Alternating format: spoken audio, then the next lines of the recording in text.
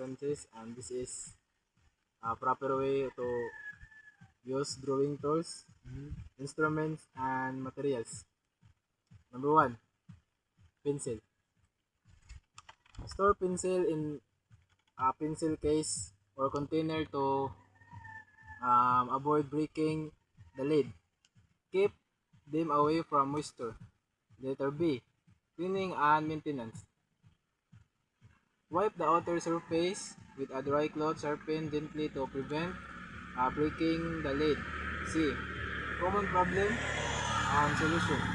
Lid leakage ay use o a quality sharpener and avoid dropping the pencil. Number 2, eraser. Keep in a small box or pouch to prevent dust and dirt buildup. Letter B, cleaning and maintenance.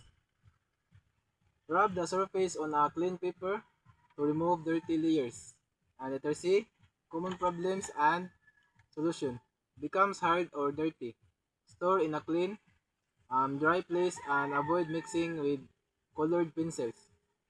Number 3, ruler.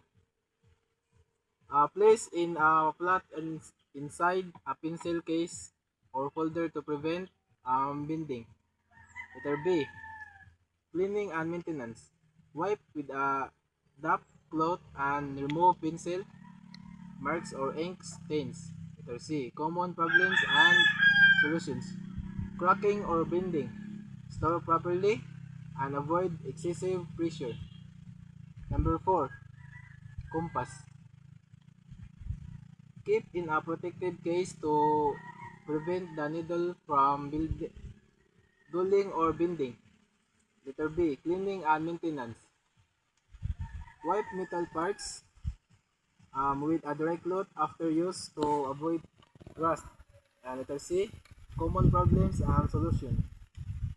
Loose joints or dull. Tips, tighten screws, and sharpen the needle carefully. Number 5, protractor. Protractor. Store flat in a folder or pencil case to avoid scratches and bending. Letter B, cleaning and maintenance. Clean with a soft cloth to keep it transparent. Letter C, common problems and solution. Scratches or faded markings. Handle gently and avoid contact with sharp objects. 7, glue stick. Keep cup tightly and store in a cool, dry place. Letter B, cleaning and maintenance.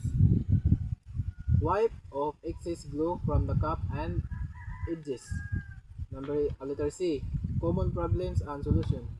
Drying out, always close the cup properly after use. And that's all. Thank you.